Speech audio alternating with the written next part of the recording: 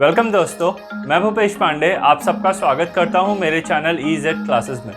आज की क्लास में हम पढ़ने जा रहे हैं यूनिवर्सल लॉ ऑफ ग्रेविटेशन, जो कि बहुत एक इम्पॉर्टेंट टॉपिक है और बहुत ही इंटरेस्टिंग है। ठीक है, और ये लॉ दिया था न्यूटन साहब ने, सर आइजैक न्यूटन ने। तो चलिए शुरू करते हैं हम न्यूटन्स लॉ ऑफ मोशन। और इस वीडियो में हम ना सिर्फ लॉ पढ़ेंगे बल्कि इसके पीछे की बैकग्राउंड, इसकी थोड़ी सी हिस्ट्री एक कहानी के रूप में मैं आपको समझाने वाला हूं। बहुत ही इंटरेस्टिंग टॉपिक, चलिए स्टार्ट करते हैं।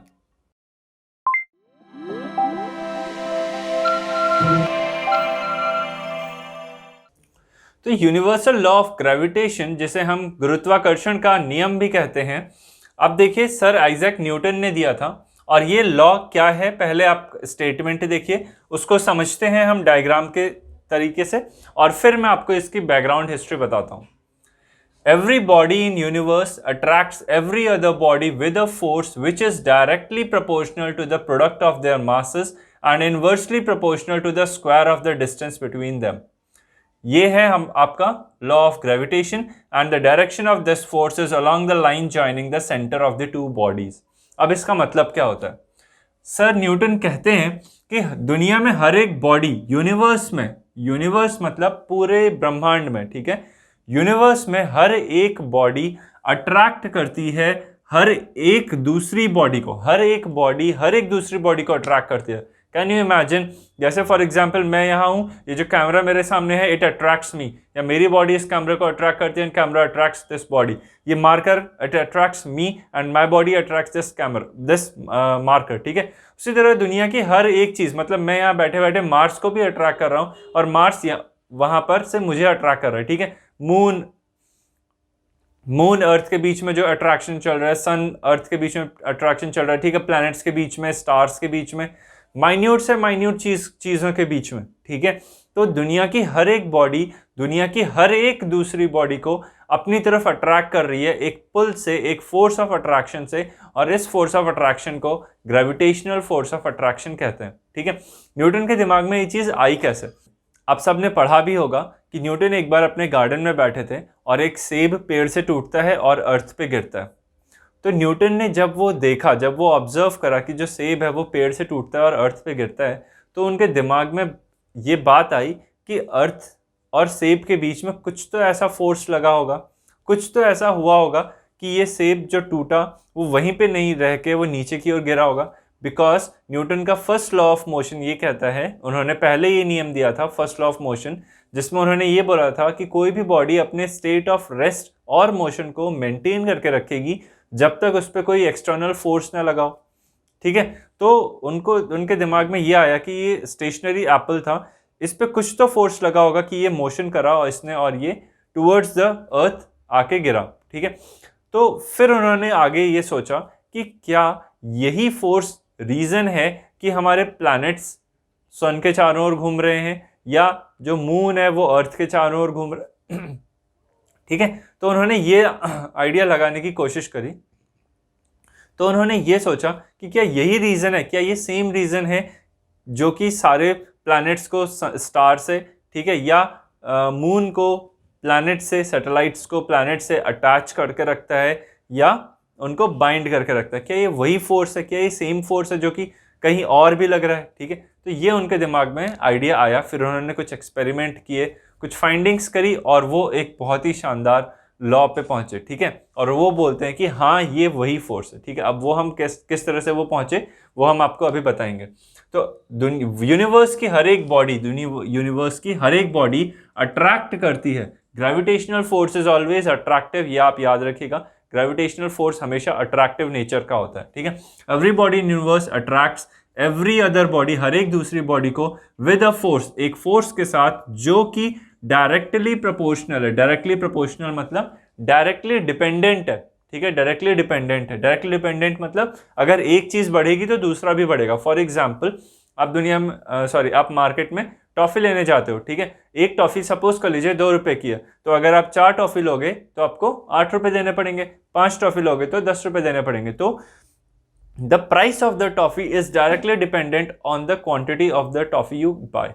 ठीक है, तो जितना, ये डायरेक्टली प्रोपोर्शनल का मतलब समझाने के लिए मैं आपको बता रहा हूँ कि जितना आप टॉफ़ी का क्वांटिटी इंक्रीज करोगे उतना ही आपका price of the toffee total price मतलब जो आप पे करोगे वो बढ़ता जाएगा, ठीक है। तो total price is directly proportional to the number of toffees purchase, ठीक है। तो डायरेक्टली प्रोपोर्शनल का मतलब समझ गए कि अगर मास बढ़ाओगे, दो बॉडीज भारी भारी बॉडीज रखी हो, तो अगर उन ज्यादा भारी बॉडीज हैं तो उनके बीच में जो ग्रेविटेशनल फोर्स ऑफ अट्रैक्शन है वो भी ज्यादा होगा, ठीक है।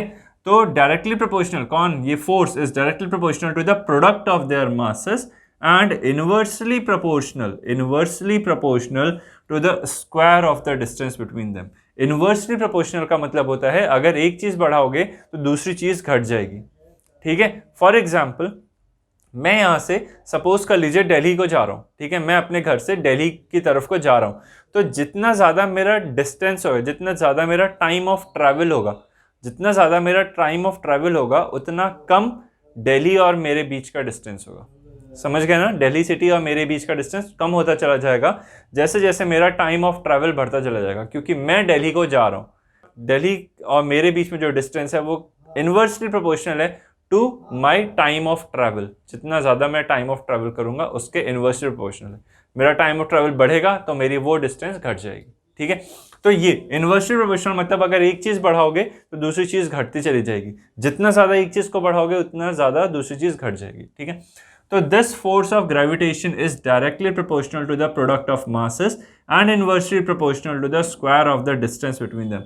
ये बहुत ही एक इम्पॉर्टेंट और फिनोमिनल बात है कि जब न्यूटन साहब ने कुछ कैलकुलेशन करके ये बात बोली कि square of the distance between them, ये स्क्वायर वाला टर्म बहुत ही इंपॉर्टेंट है जो उन्होंने कैलकुलेशन करके दुनिया को बताई, ठीक है। दिस फोर्स, अब ये जो ग्रेविटेशनल फोर्स है उसकी डायरेक्शन क्या है, अब आप जानते हो फोर्स एक वेक्टर क्वांटिटी है तो उसमें एक डायरेक्शन होगी। तो the direction of this force is along the line joining the centre of the two bodies, ठीक है। जो दो बॉडीज हैं उन बॉडी का एक सेंटर होता है, ठीक है। देखो क्या होता है कि एक चीज होती है जिसको बोलते हैं centre of mass. Centre of mass होता है पूरी बॉडी का मास आप एक ऐसे पॉइंट पे कंसिडर करते हो कि जहां पर आप अज्यूम करते हो कि इस बॉडी का पूरा मास यहाँ पे इस पॉइंट पे कंसंट्रेटेड है, ठीक है। फॉर एग्जाम्पल ये मेरा एक मार्कर है, ठीक है। अगर सपोज कर लीजिए मैं इस मार्कर पे एक इस तरह से एक धागा बांध के ऐसा लटकाता हूँ कि ये एकदम हॉरिजॉन्टल हो जाए, मतलब अगर मैंने इस कोने में धागा बांधा तो ये ऐसे लटक जाएगा, इस कोने में धागा बांधा तो ये ऐसे लटक जाएगा, ठीक है। लेकिन मैं इसके बीच में एक ऐसा पॉइंट सोचता हूँ जो कि थोड़ा इस तरफ के पास होगा, ठीक है, क्योंकि यहाँ ज़्यादा मास है। अगर इस तरफ के पास एक ऐसा पॉइंट खोज लेता हूँ जिसके पे मैं धागा लटकाऊं तो एकदम हॉरिजॉन्टल हो जाए, तो मैं ऐसा नहीं मान सकता हूँ कि ये सारा मास उसी एक लाइन पर आके रह गया होगा तब भी ये हॉरिजॉन्टल हो गया होगा, ठीक है। समझ रहे हो ना, एक अज्यूम्ड मास है, जैसे एवरेज वेलोसिटी एक अज्यूम्ड वेलोसिटी है, एक इमेजिनरी वेलोसिटी है, ठीक है। एवरेज वेलोसिटी, एक्चुअल वेलोसिटी क्या है हमें उससे मतलब नहीं है, बट एवरेज वेलोसिटी क्या है, इट इज एन अज्यूम्ड या कैलकुलेटेड वेलोसिटी जिसपे हम बोलते हैं पूरे टाइम पीरियड के लिए बॉडी का मोशन सेम है, ठीक है। उसी तरह ये भी है, सेंटर ऑफ मास एक इमेजिनरी पॉइंट है इस बॉडी का, ठीक है, जहां पर हमें अज्यूम करते हैं इस बॉडी का सारा मास कंसंट्रेट हो जाएगा, ठीक है। अगर आपको पूरी बॉडी का मोशन पढ़ना है तो आप इस सेंटर ऑफ मास का मोशन पढ़ लो, पूरी बॉडी का मोशन आप स्टडी कर सकते हो, ठीक है।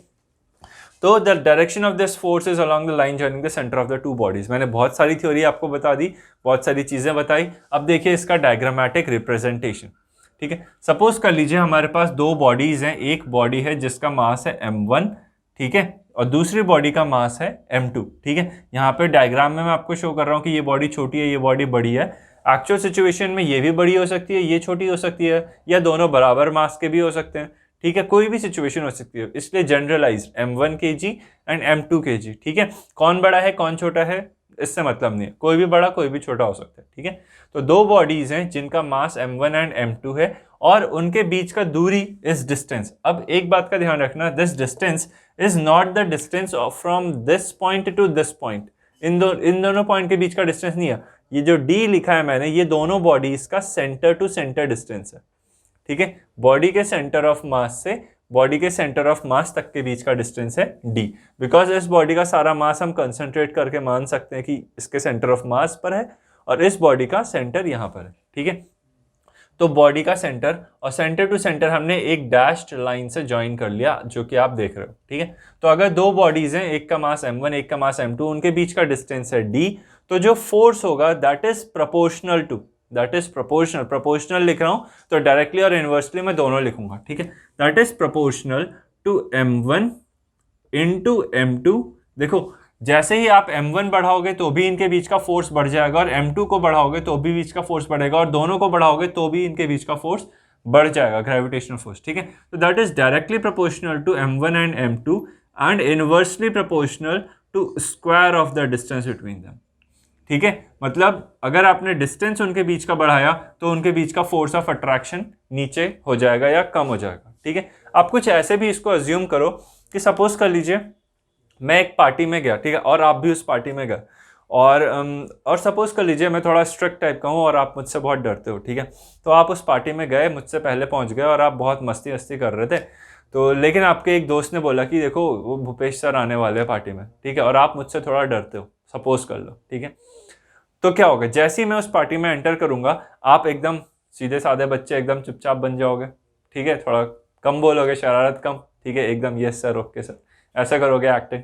ठीक है, अब मैं उस पार्टी से जैसे जैसे दूर जाऊं या वापस जाऊं मैं, तो आपकी शरारत का लेवल बढ़ता चला जाएगा, आप और मस्ती करने लग जाओगे। ठीक है, और अगर आपको पता चल गया कि मैं बहुत दूर चला गया हूँ और उस पार्टी में आप दोबारा नहीं आऊँगा, तब तो आप एकदम फुल जोश में होगे, खूब सारा डांस करोगे, खूब सारी मस्ती करोगे।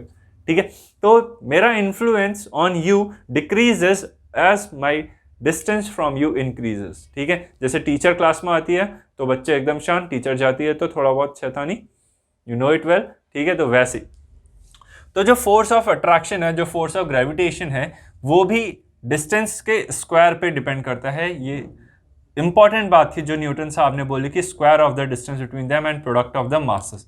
तो जब आप इस प्रोपोर्शनैलिटी कांस्टेंट को हटाओगे, proportionality constant just indicates this is, इसको बोलते हैं प्रोपोर्शनैलिटी का सिंबल। ठीक है, प्रोपोर्शनैलिटी या डिपेंडेंस का सिंबल, कि किस पे डिपेंड करता है, और इसके सामने जो चीजें लिखी हैं वो डायरेक्टली प्रोपोर्शनल, और जो नीचे लिखी दैट इज इनवर्सली प्रोपोर्शनल। ठीक है, तो this just shows the dependence, shows dependence, it shows dependence,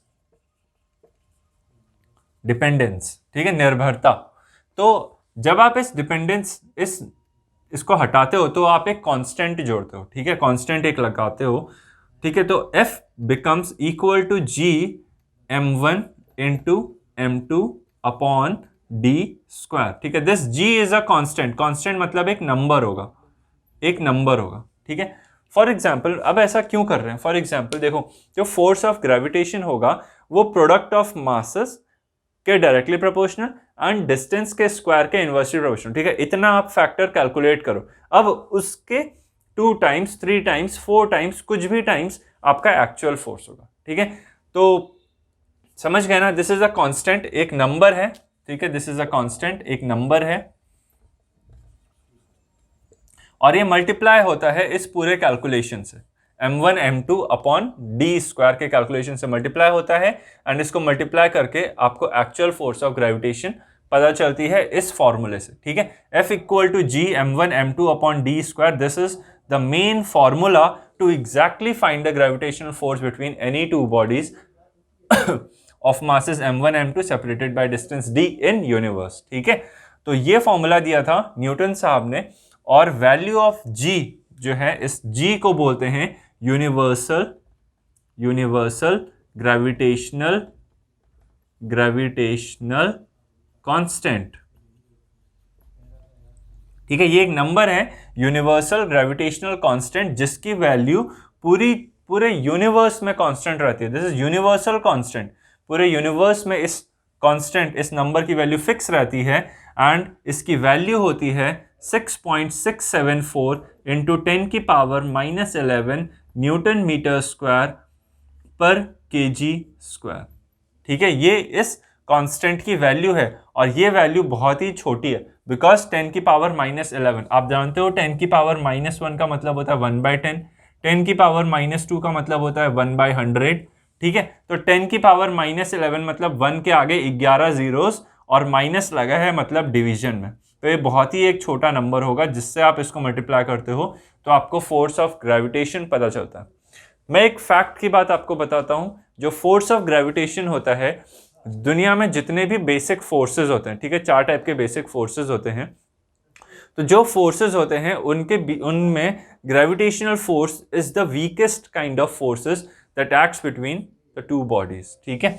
तो ग्रेविटेशनल कांस्टेंट की बात हम कर रहे थे। यूनिवर्सल ग्रेविटेशनल कांस्टेंट की वैल्यू है 6.674 इंटू 10⁻11 न्यूटन मीटर स्क्वायर पर KG square and it's value was experimentally calculated by Henry Cavendish.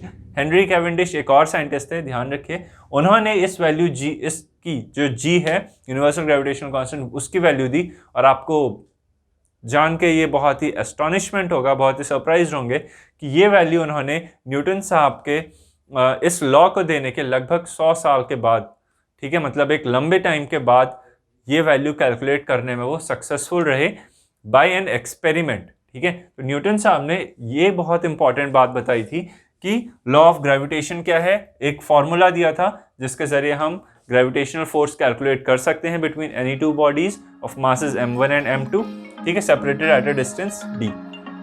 But ये जो कांस्टेंट है g, इसकी वैल्यू फाइंड करी थी हेनरी कैवेंडिश ने, ठीक है। और ये न्यूटन साहब के बाद आए थे और इन्होंने एक्सपेरिमेंटली एक एक्सपेरिमेंट परफॉर्म करके ये वैल्यू ऑफ g फाइंड करी थी, ठीक है। तो बच्चों ये था हमारा यूनिवर्सल लॉ ऑफ ग्रेविटेशन, जो कि एक बहुत ही इंपॉर्टेंट टॉपिक है, ठीक है। और मैं उम्मीद करता हूँ कि आपको ये बहुत अच्छे से समझ में आ गया होगा। अब मैं क्या करता हूँ, इसके पीछे की बैकग्राउंड हिस्ट्री आपको बताता हूँ, ठीक है।